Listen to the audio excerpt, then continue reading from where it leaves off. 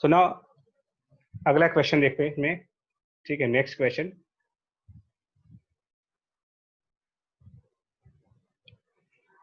तो यार इस क्वेश्चन में ये है ना, अगला जो क्वेश्चन है देखो, ये यहाँ पर कुछ इस टाइप से लेंस है ना, ऐसे करके एक कन्वर्जिंग लेंस हो गया। ओके, कन्वर्जिंग, ये लेंस कन्वर्जिंग है, इसकी कुछ फोकल लेंथ है and suppose that focal length is 20 centimetre. अब हम लोग क्या करते हैं, इस पे कुछ रे डायग्राम दिखाएंगे आपको। कभी कभी रे डायग्राम का भी क्वेश्चन आता है, तो कभी कभी तो इसमें क्या है कि मैं एक रे डायग्राम आपको दिखा रहा हूँ। इस तरीके से मैं एक रे दिखाऊंगा आपको, इंसिडेंट रे, और ये रे लेंस के बाद ऐसे हो गई, आफ्टर लेंस ये ऐसे जा रही है, और एक रे हम इस तरफ से दिखाएंगे ऐसे करके कुछ, और ये रे भी इसी पॉइंट पर जा रही है। आपको इस क्वेश्चन को समझना है एंड देन अकॉर्डिंगली आपको आंसर करना है इसको, इस क्वेश्चन को समझ करके और अकॉर्डिंगली इसका आंसर करना है। मैं देखता हूँ कितने लोग इसको समझ पाते हैं। इसमें ये जो रे इंसिडेंट वाली है, इसको हम एक्सटेंड कर रहे हैं, और ये एक्सटेंशन इधर से, और ऊपर वाले साइड से जो इंसिडेंट रे है इसका एक्सटेंशन। तो ये पॉइंट ऑफ एक्सटेंशन जहां पर मिल रहा है, ये डिस्टेंस आपको दे रखी है कुछ 30 सेंटीमीटर की। तो ये जो पॉइंट है ना, इसको हम कुछ नाम दे देते हैं। इसको ऑप्टिकल सेंटर ओ नाम दे दो, और इसको कुछ बी पॉइंट का नाम दे दो, और ये ए पॉइंट। आप ये बताओ कि ओबी डिस्टेंस कितना आएगा, व्हाट इज द डिस्टेंस ओबी, ये क्वेश्चन है आपका। ठीक है, अब समझना, यहाँ पर ना आपकी डेफिनेशंस जो पहले बताई गई थी काफी पहले, रिवीजन का मतलब यही है। अगर हम लोग याद करें कि इसको मैं नंबरिंग कर रहा हूँ, ये 1 और ये 2, तो ये जो 1 और 2 है, ये आपके लिए इंसिडेंट रेज है, इंसिडेंट। और हमारी सिंपल से एक डेफिनेशन ये कहती है कि जो इंसिडेंट रेज होती हैं, उनका इंटरसेक्शन जिस पॉइंट पर होगा, इंसिडेंट रेज का इंटरसेक्शन जिस भी पॉइंट पर होगा, उसे हम कंसेप्चुअली अपना ऑब्जेक्ट मान सकते हैं। ठीक है अश्विका, शाबाश, बहुत बढ़िया।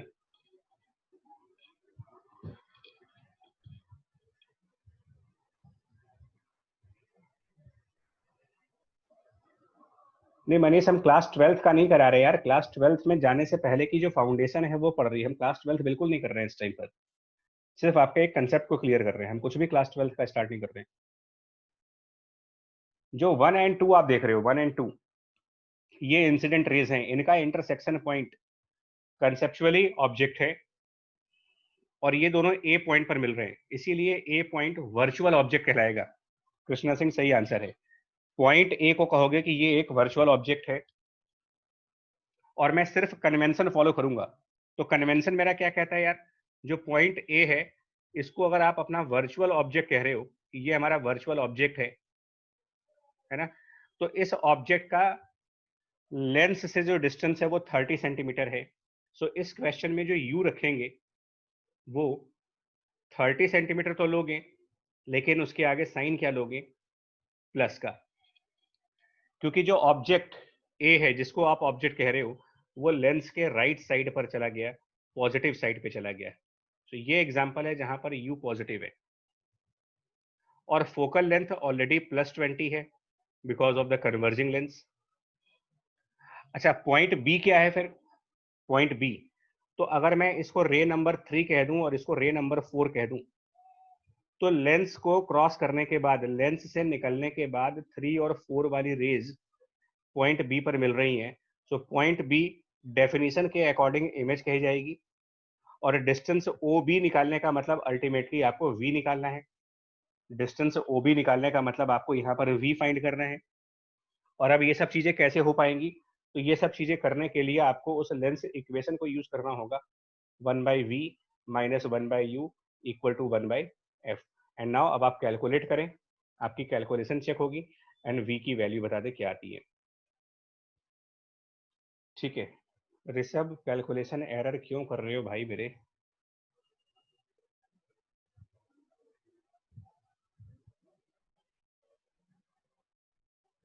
मनीष, ऐसा नहीं होता कि रे किसी ऑब्जेक्ट से आती है, कभी कभी कुछ देखो, हर सारे ऑब्जेक्ट रे एमिट नहीं करते। ठीक है, वो ल्यूमिनस ऑब्जेक्ट होते हैं, कुछ नॉन ल्यूमिनस ऑब्जेक्ट भी होते हैं जो रे एमिट नहीं करते। इसीलिए मैं बार बार कह रहा हूं कि कंफ्यूजन ना हो, इसके लिए आप डेफिनेशंस को क्लियर रखें। आज जो आप क्लियर कर लोगे, इसका एडवांटेज तुम आगे ले जाओगे, है ना। सबका आंसर क्या आ रहा है? 12। ओके, सबका आंसर 12 आ रहा है। ठीक है, v की वैल्यू 12 आ रही है, +12। मैं सिर्फ ये चाहता हूं कि आप जब क्लास 12th में एंटर करें तो आपको ये छोटे छोटे डाउट्स न रहें। बाकी लोग ये छोटे छोटे डाउट क्लियर करते रहेंगे, उस टाइम पर तुम प्रैक्टिस करना और अपनी जेई वाली रैंक इंप्रूव करना। क्योंकि अगर हम 12th में यही सब काम करेंगे ना, तो फिर रैंक नहीं आएगी, फिर सिलेक्शन होगा सिर्फ। 12 आएगा आंसर। ठीक है, नेक्स्ट देखो। और फिर फायदा क्या है यार फाउंडेशन करने का? आई मीन फिर तो बोर्ड की क्लास नहीं हो गई। चलिए नेक्स्ट देखो प्रॉब्लम। अब आपको ना मैं कुछ क्वेश्चंस दूंगा, आप मुझे इसका आंसर देना। मतलब थियोरेटिकल क्वेश्चंस हैं। An object is between f and 2f of converging lengths and is moving towards the lens। ठीक है, इट्स इमेज, जो उसकी इमेज बनेगी, its image velocity will be, और अब आपके पास ऑप्शंस हैं। पहला option same as the object velocity, second है more than the object velocity, और थर्ड है less than the object velocity. चौथा ऑप्शन बनेगा नहीं इसमें, so less than object velocity. अब आप मुझे बताना क्या आंसर आना चाहिए कि अगर कोई ऑब्जेक्ट f और 2f के बीच में है, कन्वर्जिंग लेंस का केस है, और वो लेंस की तरफ आ रहा हो, तो जो उसके इमेज की वेलोसिटी होगी, क्या वो ऑब्जेक्ट के बराबर होगी, मोर देन ऑब्जेक्ट होगी, या फिर लेस देन ऑब्जेक्ट होगी? ठीक है, तो आप में से कुछ लोगों के आंसर आ गए हैं। अच्छा, एक मिनट वान्या, रुको मैं देखूं पहले आंसर किसका किसका है। लविश त्रिपाठी, मनीष सिंह, ऋषभ अवस्थी। पहले तीनों आंसर अलग अलग हैं। 3 आंसर चेक किए, तीनों ही डिफरेंट है। ओके, लविश का अलग आंसर है, मनीष सिंह अलग आंसर दे रहे हैं, ऋषभ अवस्थी अलग आंसर है। मनीष सिंह, ऋषभ अवस्थी फिर से चेंज हो गए। वान्या, ओंकार सिंह, ठीक है। आदर्श शुक्ला, ओके। ओंकार सिंह, प्रवीण, आदर्श शुक्ला।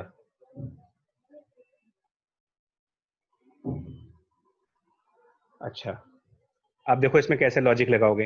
एनटीएससी या फिर ओलंपियाड में ना ऐसे क्वेश्चंस भी आएंगे तुम्हें, थोड़े से मतलब हल्का सा आपको लॉजिक लगाने वाला होगा। कुंज अग्रवाल जी, शाबाश। प्रवीण, कृष्णा, अभिव्यक्ति, मनीष जी, ठीक है, तुमने 3 बार आंसर चेंज किया है। मनीष, तुमने आंसर को 3 बार चेंज किया, अपने 3 बार चेंज करने के बाद तो सही आ ही जाएगा यार। 3 ही ऑप्शन हैं। अच्छा, 2 बार तो भी बच्चा 3 ऑप्शन में 2 बार चेंज कर लोगे तो बचेगा क्या यार? है, तुम तो वो वाला केबीसी वाला गेम खेल रहे हो कि सर इसमें से 2 गलत जवाब मिटा दीजिए, है ना। 3 ऑप्शन है, उसमें से कह रहे हो कि सर 2 गलत जवाब मिटा दीजिए, उसके बाद हम बता देंगे सही आंसर कौन सा है। नहीं कोई है, ठीक है, चलता है, बढ़िया है यार, ये सब चलता है। देखो बच्चा कैसे करेंगे जानते हो, कैसे करेंगे देखना इसको।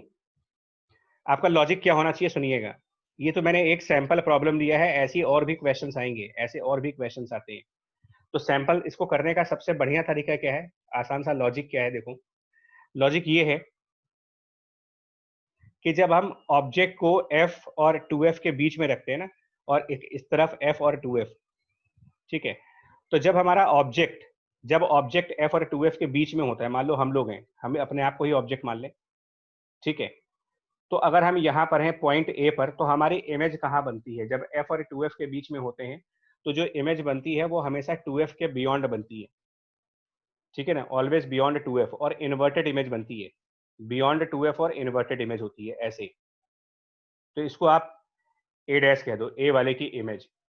अब अगर आप अगर आप मूव करके फोकस की तरफ आते हो, अगर आप यहां से मूव करते हो और टुवर्ड्स फोकस आते हो, तो जैसे जैसे आप फोकस पे आने लगोगे ना, एक कंसेप्ट और होता है कि ऑब्जेक्ट अगर फोकस पर आता है, ऑब्जेक्ट एट फोकस, तो जब भी तुम्हारा ऑब्जेक्ट फोकस पर होगा, उसकी इमेज कहां पर बनेगी? अगर ऑब्जेक्ट फोकस पॉइंट पर रखते हो तो उसकी जो इमेज बननी चाहिए, image of that object which is at focus, वो बनती है इन्फिनिटी पर।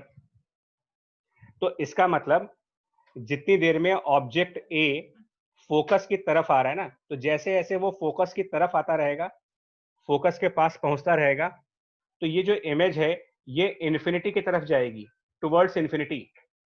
Object will be coming towards focus and the image will be moving towards infinity.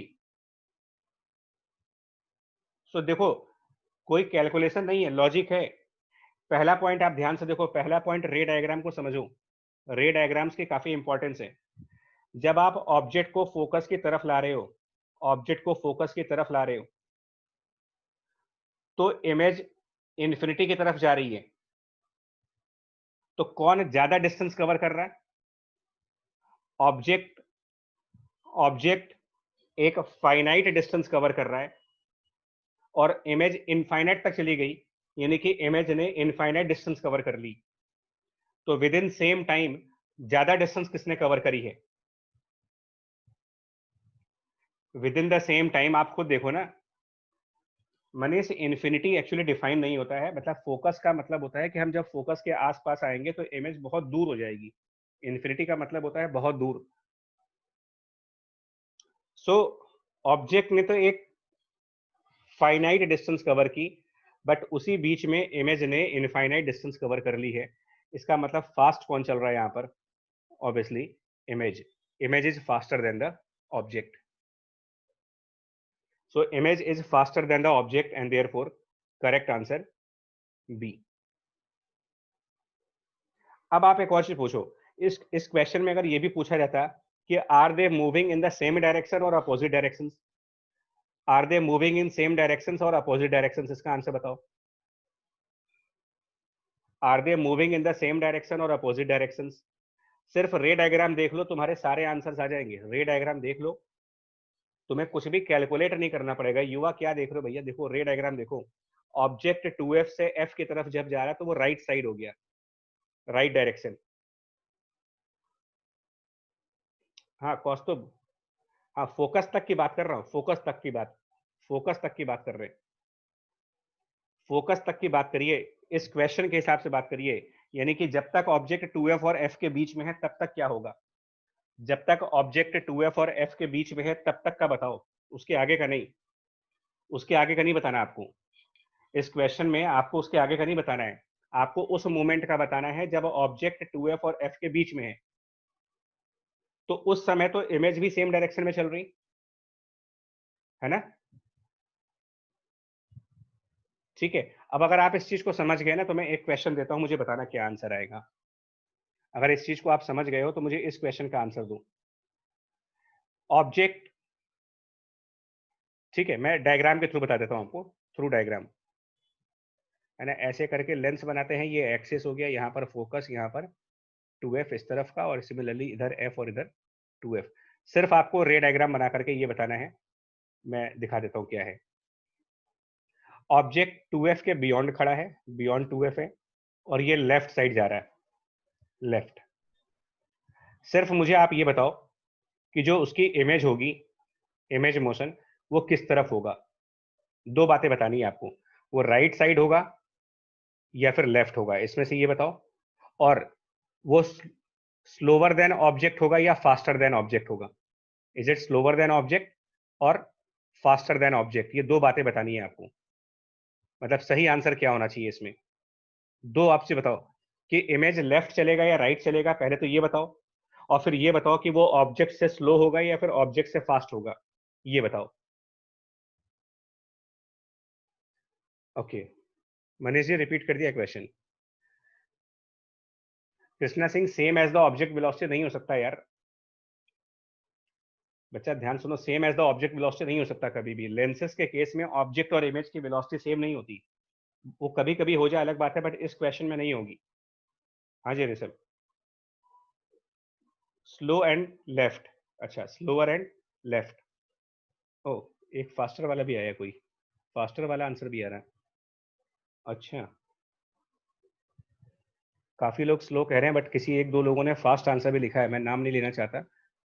Slow and left, काफी मैक्सिमम लोग तो स्लो एंड लेफ्ट कह रहे हैं, बट दो आंसर्स इसमें हैं जिन लोगों ने फास्ट कहा है, वो अपना आंसर करेक्ट कर लें। ठीक है, वो अपना आंसर करेक्ट कर लें। इसकी इमेज कहाँ पर बनेगी भाई? कहाँ बनेगी इसकी इमेज? देखो, जब ऑब्जेक्ट 2f के बियॉन्ड है तो याद करिए इमेज बनती है f और 2f के बीच में, और वो भी इन्वर्टेड इमेज। इमेज होती है f और 2f के बीच में इन्वर्टेड। उसके बाद जब हमारा ऑब्जेक्ट इन्फिनिटी पे चला जाएगा, object will B at infinity, तो जिस टाइम ऑब्जेक्ट इन्फिनिटी पर होता है, ऑब्जेक्ट एट इन्फिनिटी, उस टाइम पर इमेज फोकस पे आती है। So image will B at focus, image at focus.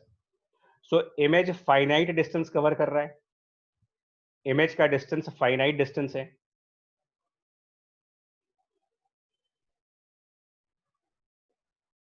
ठीक है, इमेज का डिस्टेंस फाइनाइट है, लेकिन ऑब्जेक्ट डिस्टेंस इनफाइनाइट है। ऑब्जेक्ट डिस्टेंस इस केस में इनफाइनाइट डिस्टेंस कवर कर रहा है, ये इनफाइनाइट डिस्टेंस है। तो ऑब्जेक्ट ज्यादा फास्ट हुआ ना फिर, तो इसका आंसर हो गया एक तो स्लोअर देन ऑब्जेक्ट, पहला आंसर तो ये हो गया। और इमेज लेफ्ट साइड पे जा रही है, तो लेफ्ट, ये इसका आंसर होगा, left and slow. Manish easy तो है बच्चा, लेकिन क्या होता है ना, देखो बहुत सारे लोग इसमें कंफ्यूजन में हैं।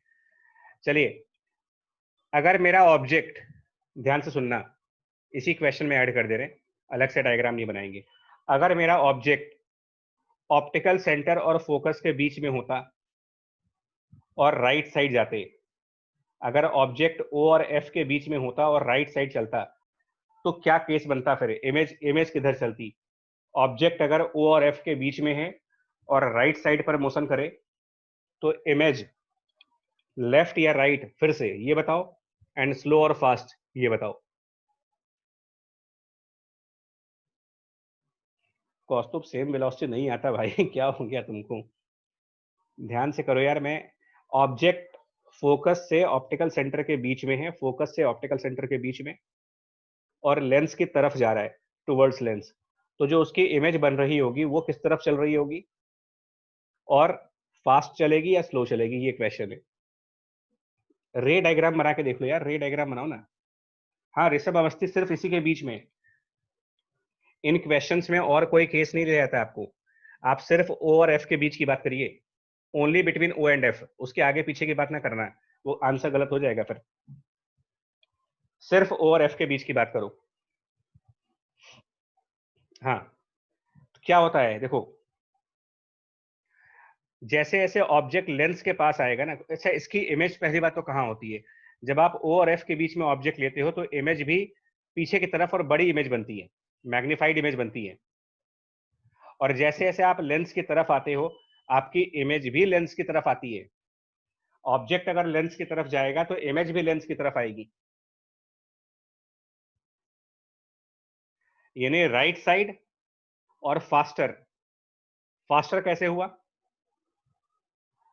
देखिए, जिस टाइम पर ऑब्जेक्ट ऑप्टिकल सेंटर पे पहुंच जाएगा ना, जिस टाइम पर ऑब्जेक्ट ऑप्टिकल सेंटर पे होगा, उस टाइम पर इमेज को भी ऑप्टिकल सेंटर पे होना पड़ेगा। Object at the optical centre, then image will also be at the optical centre.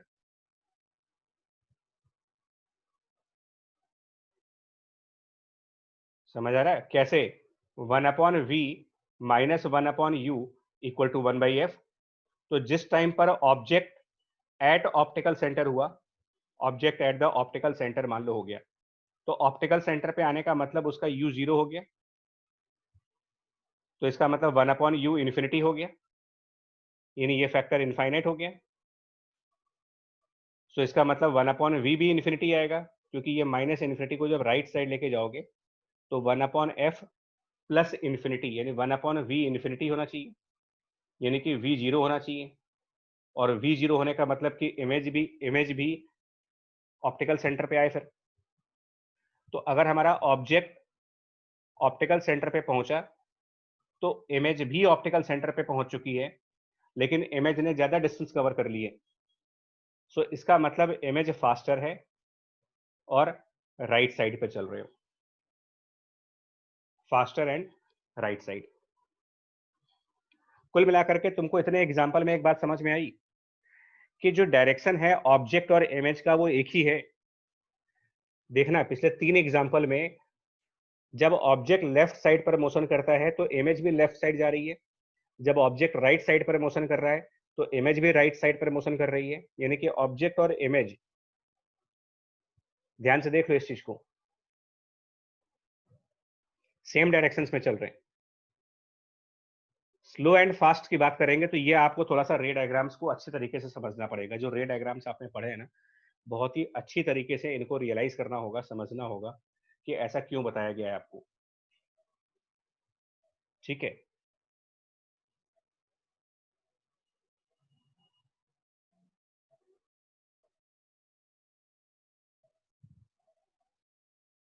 Krishna रे डायग्राम के बिना क्वेश्चंस हो सकते हैं, ऐसा नहीं है। रे डायग्राम के बिना भी इस क्वेश्चन को कर सकते हो। मतलब रे डायग्राम ज्यादा इजी पड़ता है, मतलब मैं तुमको ऑनेस्टली बताऊंगा, रे डायग्राम ज्यादा इजी है। ठीक है,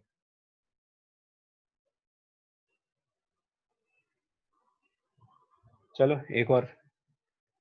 अब ये क्वेश्चन तो आपका ना डेली लाइफ का है। स्कूटी के ऊपर, जो आपकी स्कूटी होती है ना, स्कूटी का जो मिरर होता है, पहले तो आपको ये बताना पड़ेगा कि ये कॉनकेव होता है या कॉन्वेक्स होता है। ठीक है, सबसे पहले तो आपको ये बताना है कि स्कूटी का जो साइड मिरर है, जहां पर आप अपने से पीछे वाली चीजों को देखते हो, वो कॉनकेव मिरर है या कॉन्वेक्स मिरर है। पहले तो आपको ये बताना पड़ेगा, इज इट कॉनकेव और कॉन्वेक्स। ठीक है, तो आप में से मैक्सिमम लोगों ने कॉन्वेक्स मिरर कहा है कि ये सब कॉन्वेक्स मिरर है। ठीक है, तो मान लेते हैं, चलिए। तो अगर आप अपनी स्कूटी पे चल रहे हो ना, ठीक है, आप अपनी स्कूटी पे चल रहे हो, कॉन्वेक्स मिरर लगा उसके अंदर, ठीक है, और उसके पीछे से ऑब्जेक्ट भी आ रहे हैं। तो अभी हम ये मान के चल रहे हैं कि जो आपकी स्कूटी है वो पार्किंग में है। ठीक है ना, आप ऐसा मान लो कि जो आपकी स्कूटी है वो पार्किंग में है, मतलब मूव नहीं कर रही है, पार्किंग में है। और उसका जो साइड मिरर है, यहाँ पर एक मिरर लगा है, और पीछे से कोई भागता हुआ आ रहा है, कोई ऑब्जेक्ट है वो भाग रहा है इधर। तो वो ऑब्जेक्ट आपके स्कूटी की तरफ रन कर रहा है। तो जो उस पर्सन की इमेज होगी, अगर इसको हम ए मान लें, तो जो इमेज बनेगी ना, इमेज ऑफ द पर्सन ए। अब आप मुझे ये बताओ, वो फास्टर है या स्लोअर है? पहला क्वेश्चन, सिर्फ same same question, is it faster और स्लोअर देन ऑब्जेक्ट? क्या होगा केस? अगर आप स्कूटी पार्किंग में खड़ी है, आपकी आपकी स्कूटी नहीं मूव कर रही है, स्कूटी नहीं मूव कर रही है, इस बात का ध्यान रखिएगा। आपकी स्कूटी खड़ी है, आप साइड वाले हैंडल हैंडल साइड मिरर के अंदर आप देख रहे हो पीछे से कोई भागता हुआ आ रहा है, तो आपको उसकी मिरर के अंदर इमेज दिखेगी, है ना? तो आपको ये बताना है कि वो इमेज फास्ट चलती है ऑब्जेक्ट से या स्लो चलती है। मिरर का क्वेश्चन है ये। अरे भैया कौस्तुभ, तुम यार तुम सेम वेलोसिटी के पीछे पड़ गए हो। मतलब तुमने कसम खा ली कि किसी न किसी क्वेश्चन में तो आएगा ही।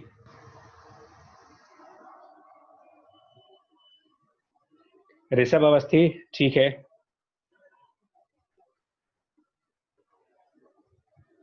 कुशाल बंसल, ठीक है। मनीष सिंह, कौस्तुभ नहीं बच्चा, कौस्तुभ यार, मिरर के ऊपर एक स्टेटमेंट लिखा होता है भाई, the objects in the mirror are closer than they appear. Appear लिखा हो, साफ साफ एक लाइन लिखी होती है उस मिरर के ऊपर, तो object in the mirror appear to be closer than they are करके कुछ ऐसा स्टेटमेंट नहीं लिखा होता है। मतलब वो सब कुछ सच थोड़ी होता है ना? द रियल लाइफ से कनेक्ट करो ना यार। देखिए क्या होता है, मिरर कॉन्वेक्स है ये तो आपने मान लिया। हाँ देखो, मिरर तो कॉन्वेक्स है ये मान लिया ना।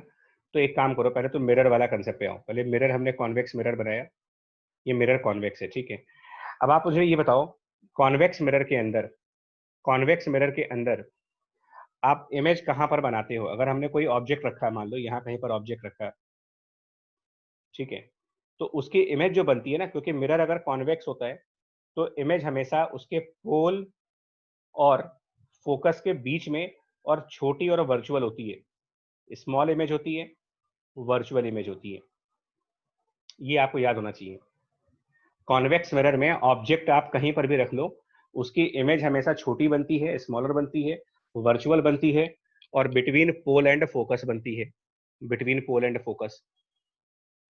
अब अगर आपका ऑब्जेक्ट मिरर की तरफ आएगा, तो अगर हमारा ऑब्जेक्ट मिरर की तरफ रन करेगा तो इमेज को भी मिरर की तरफ आना पड़ता है। लेंस और मिरर में एक ये कॉमन प्रॉपर्टी है कि जब आप लेंस या मिरर को टच कर जाते हो, जब ऑब्जेक्ट मिरर को टच कर जाएगा तो उसकी इमेज भी मिरर को टच करेगी, सेम एज लेंस। यानी कि अगर u 0 होगा तो v भी 0 होगा, अगर u 0 हुआ तो v भी 0 होना पड़ेगा। सो ऑब्जेक्ट कहीं दूर से, मतलब काफी डिस्टेंस से, है ना, ऑब्जेक्ट तो बहुत दूर था, काफी डिस्टेंस पे था, वहां से चल करके ही इसने मिरर को टच किया, मतलब लार्ज डिस्टेंस कवर किया। उसकी इमेज ने सिर्फ फोकस से पोल तक का डिस्टेंस कवर किया, यानी कि स्मॉल डिस्टेंस कवर किया। अब आप देख लो क्या आंसर बनेगा इसका।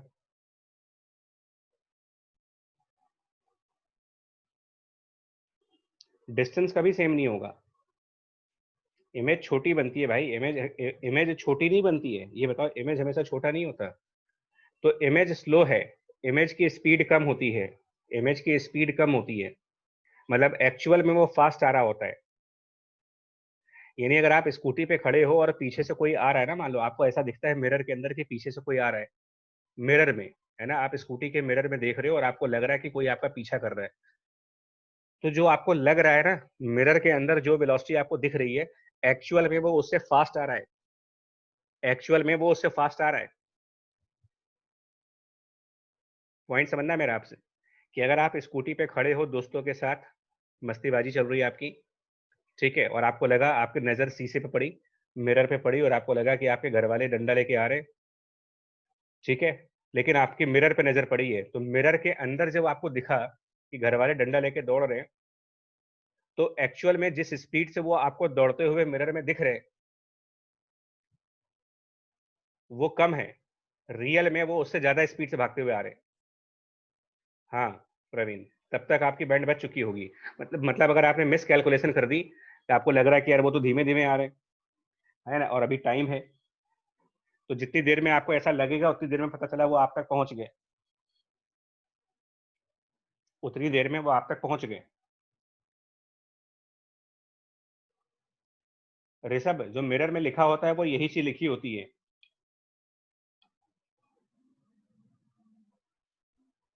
हाँ, तो मिरर में खतरनाक तो है। Objects in the mirror are closer than they appear. जानते हो इसका मतलब क्या होता है? Objects in the mirror are closer than they appear का मतलब क्या है? कि जितना आप कैलकुलेट करोगे ना कि अगले 5 सेकंड में वो इतने नजदीक आ जाएंगे, एक्चुअल में वो ज्यादा नजदीक आ जाएंगे, क्योंकि एक्चुअल में ऑब्जेक्ट फास्ट चल रहा है, आपको जो इमेज दिखती है वो स्लो दिखती है।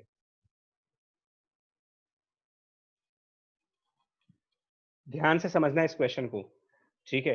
ये जो वेलोसिटी वाला गेम है ना, वेलोसिटी वाला गेम, ये खतरनाक गेम है। वेलोसिटी वाला गेम खतरनाक है।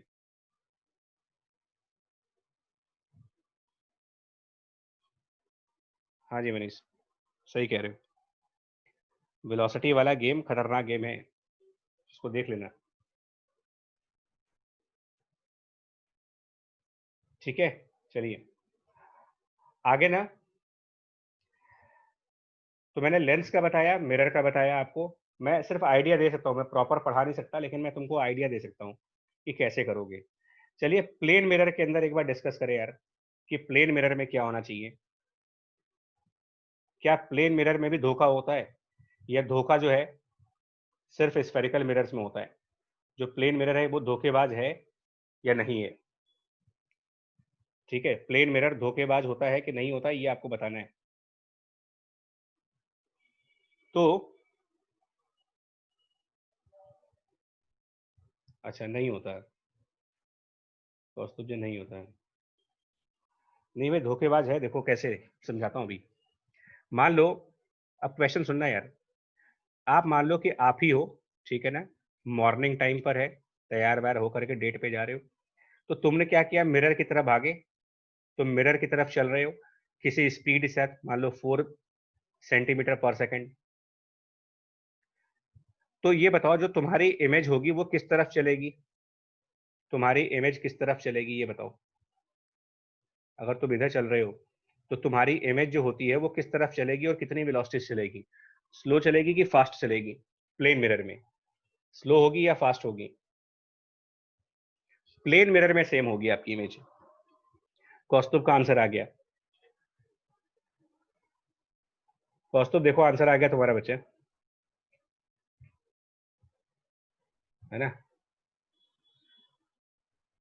हाँ देखो ये क्या होगा, ये सेम आएगी, ये 4 मीटर पर सेकंड से 4 सेंटीमीटर पर सेकंड से टुवर्ड्स मिरर आएगी। ठीक है, अब एक काम करते हैं यार, एक काम करते हैं, एक दिन बड़ा अजीब सा केस हो गया। ठीक है, केस क्या हुआ कि आप जिस मिरर में अपना, है ना, जिस मिरर में आप अपनी फोटो देख रहे थे और अपने आप को बिल्कुल ये कह रहे थे कि I am the handsome boy और गर्ल, ठीक, गर्ल हैंडसम नहीं कुछ और बोलेंगी, बट जिस मिरर में आप देख रहे थे अपने आप को, ठीक है, क्या होगा देखो कि आप क्या होगा ना, आप तो रेस्ट पे हो, ठीक है, मिरर भागने लगा, कुछ ऐसा हुआ कि मिरर भागने लगा, मिरर 4 सेंटीमीटर पर सेकंड से चलने लगा, क्या होगा आपकी इमेज का भाई, आपकी इमेज चलेगी कि नहीं चलेगी, ये बताओ। आपकी इमेज वहीं पर बनी रहेगी या फिर आगे पीछे हो जाएगी, मिरर मतलब कोई आया और मिरर को लेके भाग गया, क्या होगा। अच्छा कितनी स्पीड से चलेगी तुम्हारी इमेज, आप नहीं चल रहे हो, ध्यान, आप नहीं चल रहे हो, मिरर चल रहा है, आप नहीं चल रहे, मिरर चल रहा है अनुष्का, तो मिरर चल रहा है, आप नहीं चल रहे हो, कितनी स्पीड से, अभिव्यक्ति, शाबाश बहुत बढ़िया। लविश त्रिपाठी ध्यान से करो, ध्यान से करिए आप लोग, वान्या ओनकार चलो ध्यान से भाई, या तो फिर एक मिरर लेके आओ और उसमें आप एक्सपेरिमेंट करके देखो। नहीं अनुष्का जी, देखो देखो, अच्छा देखो, एक मिनट समझो, एक मिनट सुनो, समझाते हैं, समझाते हैं तुम्हें, देखो समझाते हैं ना, एक मिनट टाइम दो मुझे थोड़ा सा। देखो मान लो कि आपके और मिरर के बीच का जो फासला है, यानी जो डिस्टेंस है, वो 20 सेंटीमीटर का है मान लेते हैं, तो ये ऑब्वियस है कि आपकी इमेज भी 20 सेंटीमीटर पे होगी, ठीक है। एक सेकंड के बाद अगर मिरर की स्पीड 4 सेंटीमीटर पर सेकंड की है, तो आफ्टर 1 सेकंड वो जो मिरर है ना, जिस मिरर को आप देख रहे हैं, जिसके अंदर आप अपना चेहरा देख रहे थे, वो मिरर 1 सेकंड के बाद 4 सेंटीमीटर आगे हो जाएगी, 1 सेकंड के बाद, क्योंकि अगर वो 4 सेंटीमीटर पर सेकंड से चल रहा है तो वो मिरर 4 सेंटीमीटर आगे आ जाएगा, 4 सेंटीमीटर आगे। तो वहां अब आपके और मिरर के बीच में कितना डिस्टेंस हो गया, अब आपके और मिरर के बीच का जो डिस्टेंस हो गया वो हो गया 24 सेंटीमीटर। और जो इमेज की प्रॉपर्टी है कि जो इमेज होता है वो प्लेन मिरर से हमेशा उतने ही डिस्टेंस पे होना चाहिए जिस डिस्टेंस पे ऑब्जेक्ट होता है। तो क्योंकि अब मिरर से और आपके बीच में 24 सेंटीमीटर का डिस्टेंस है, तो उस मिरर से 24 सेंटीमीटर पीछे जाकर के, 24 सेंटीमीटर पीछे जाकर के इमेज बनेगी, ठीक है। यानी कि वो इमेज आपसे कितनी दूर हो गई, अगर हमें पूछा जाए कि वो इमेज आपसे कितनी दूर हो गई, जहां पर आप खड़े हो वहां से वो इमेज 48 सेंटीमीटर पे चली गई, आपसे इमेज का डिस्टेंस आपकी लोकेशन से 48 हो गया। जबकि पहले जो इमेज बनी थी, पुरानी इमेज, पहले वाली ओल्ड वाली इमेज जो थी, वो आपसे 40 सेंटीमीटर पे थी, 40 सेंटीमीटर पे। देख लो इस क्वेश्चन को। सो इमेज ने कितना डिस्टेंस कवर किया भाई, जो इमेज आपसे 40 सेंटीमीटर पे थी, अब वो आपसे 48 सेंटीमीटर पे हो गई है, 48 सेंटीमीटर पे। मनीष ध्यान से देखो बच्चा, 28 नहीं आएगा, मिरर चल रहा है। The image which was at 40 centimetre from you is now at 48 centimetre after 1 second. So 8 centimetre ज्यादा हो गया, 8 सेंटीमीटर। इसका मतलब जानते हो क्या हुआ? वो इमेज कितना चल रही है? इसका मतलब वो इमेज, ये इमेज 8 सेंटीमीटर आगे आई है, 8 सेंटीमीटर। यानी कि अगर मिरर 4 सेंटीमीटर से आगे आएगा तो इमेज 8 सेंटीमीटर से आगे आएगी, यानी कि डबल वेलोसिटी से। जिस वेलोसिटी से मिरर चलेगा उसकी डबल वेलोसिटी होगी इमेज की।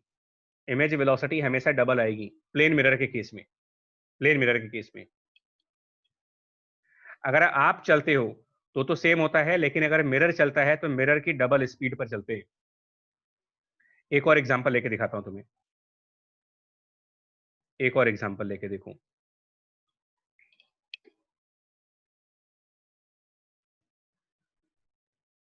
ठीक है, एक और एग्जांपल लेते हैं। इसके अंदर क्या है, सब कोई चल रहा है, दुनिया ही चल रही है पूरी। ठीक है, पूरी दुनिया को चला देते हैं, मतलब आप भी चलो, हम भी चले, मिरर भी चले, सब कोई चले। तो चलो आप चलते हो 2 सेंटीमीटर पर सेकंड से, और ये मिरर चल रहा है 5 सेंटीमीटर पर सेकंड से। तो अब बताओ जो आपकी इमेज होगी वो कहां जाएगी, कितनी वेलोसिटी से? तो मेरा आंसर सुनो, या एक बार आप लोग आंसर दें जल्दी से, बहुत इजी क्वेश्चन है, दे सकते हो आंसर को। तो ठीक है, देखते हैं।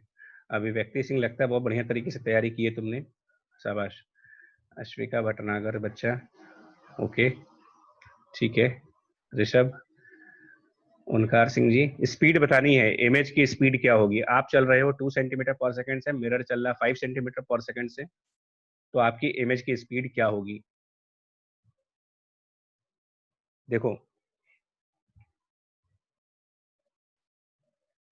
ऋषभ, प्रवीण, लविश, कौस्तुभ, मनीष। देखिए, एक काम करते हैं ना, देखो सीधा सा एक बहुत प्रैक्टिकल लॉजिक है यार, कि अगर आप 2 सेंटीमीटर से राइट साइड चलोगे तो आपकी इमेज भी 2 सेंटीमीटर से राइट साइड, लेफ्ट साइड आएगी।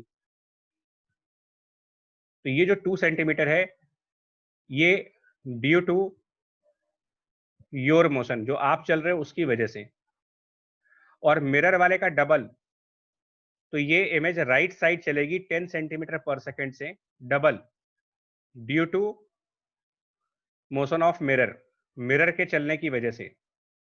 मिरर के चलने की वजह से वो इमेज 10 सेंटीमीटर राइट साइड जाएगी, लेकिन आपके चलने की वजह से 2 सेंटीमीटर इधर आएगी। तो ओवरऑल क्या बना इसका आंसर? फिर इन दोनों को जब आप ऐड करोगे तो क्या आंसर बनेगा ओवरऑल? ओवरऑल 8 सेंटीमीटर पर second right side, overall 8 centimetre पर सेकंड राइट साइड। अश्विका ठीक है। ऋषभ, ऋषभ 6 नहीं आ रहा है। मनीष, मैंने कहा ना थोड़ा सा डिफिकल्ट